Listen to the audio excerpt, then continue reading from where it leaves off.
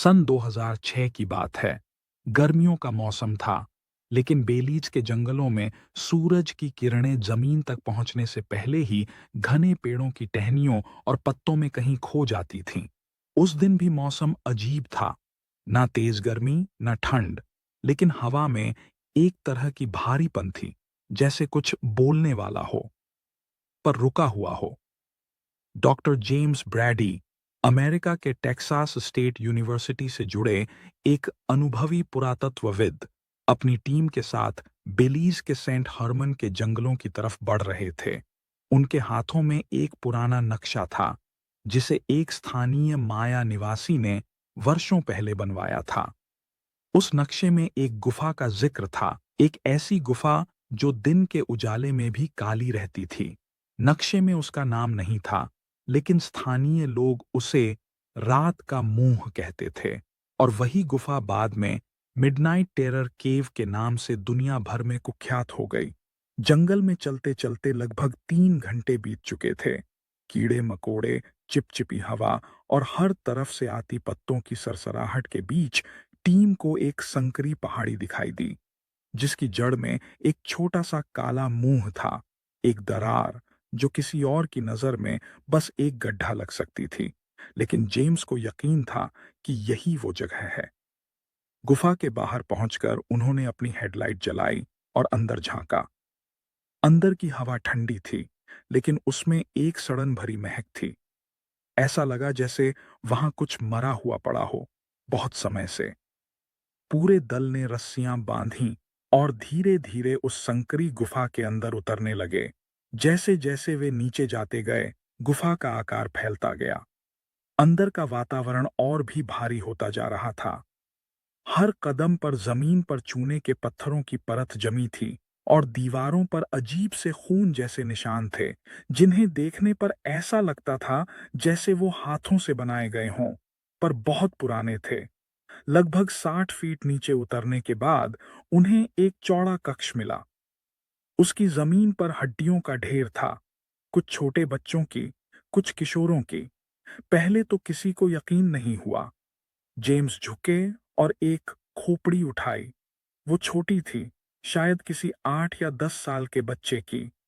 लेकिन अजीब बात यह थी कि उस खोपड़ी की अगली 2 दांत गायब थे, बिल्कुल बराबर तरीके से, जैसे किसी ने खास तौर पर निकाल दिए हों। यह नरबली हो सकती है, जेम्स ने धीरे से कहा, लेकिन उसकी आवाज कांप रही थी।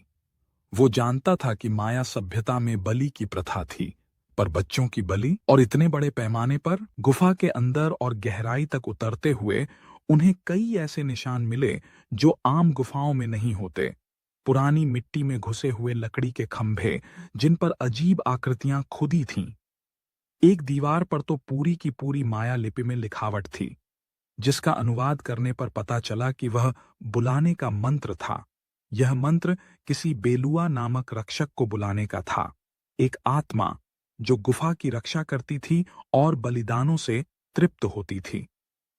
इस गुफा की सबसे डरावनी बात तब सामने आई जब जेम्स की टीम के एक सदस्य, मिशेल, जो अंदर सबसे आगे चल रही थी, अचानक चीख पड़ी। बाकी सब दौड़कर उसके पास पहुंचे तो देखा कि वो दीवार से चिपकी खड़ी थी। उसकी आंखें खुली थीं, पर वो हिल नहीं रही थी। उसकी आंखें किसी अदृश्य चीज को घूर रही थीं, और उसके मुंह से सिर्फ एक शब्द निकला, उसने मुझे देखा। उसी क्षण गुफा की दीवारों में एक हल्का कंपन सा महसूस हुआ, जैसे जमीन के अंदर कुछ हिल रहा हो। रोशनी मद्धम हो गई, और एक ठंडी हवा, जो किसी भी प्राकृतिक स्रोत से नहीं आ रही थी, पूरे कक्ष में फैल गई। टीम ने तुरंत मिशेल को उठाया और बाहर ले जाने की कोशिश की, लेकिन जैसे ही उन्होंने उसे उठाया, उसकी नाक से खून बहने लगा और उसके शरीर पर छोटे छोटे जलने के निशान उभरने लगे, बिना किसी आग या गर्म चीज के संपर्क में आए। वो रात जंगल में सबसे डरावनी थी। टीम गुफा से बाहर आ गई, लेकिन मिशेल पूरी रात बड़बड़ाती रही, एक ही शब्द बार बार, बेलुआ, बेलुआ, बलि। अगले कुछ महीनों में जब टीम ने उस गुफा की ओर खुदाई की, तो 9 से 16 साल तक के 100 से ज्यादा बच्चों की हड्डियां मिलीं, कई खोपड़ियों पर वही निशान, सामने के दांत निकाले हुए। कुछ की हड्डियों पर कटने और जलाने के निशान भी थे। जांच के दौरान पता चला कि ये बलियां किसी सामान्य धार्मिक रस्म के लिए नहीं थीं, बल्कि किसी अंधेरे, खौफनाक आत्मिक शक्ति को जगाने और तुष्ट करने के लिए दी गई थीं। स्थानीय माया जनजातियों के कुछ बचे-खुचे बुजुर्गों से बात करने पर पता चला कि गुफा में एक रक्षक है, जो कभी नहीं मरता, जो आत्माओं को अपने में समा लेता है और जो हमेशा बोलता नहीं, लेकिन सुनता जरूर है। ते हैं, जब जब किसी ने उस गुफा की शांति भंग की, कोई न कोई उस रक्षक का शिकार बना। आज भी बेलीज के जंगलों में जब रात आती है और हवा बिल्कुल थम जाती है, तो कुछ लोग कहते हैं कि उन्हें बच्चों की धीमी रोने की आवाजें सुनाई देती हैं और कभी-कभी कोई धुंधली परछाई गुफा के मुंह पर खड़ी दिखाई देती है, काली, लंबी आंखों के बिना, बस खड़ी रहती है और देखती है। अब तक आपने मेरी कहानी को देखा, उसके लिए शुक्रिया।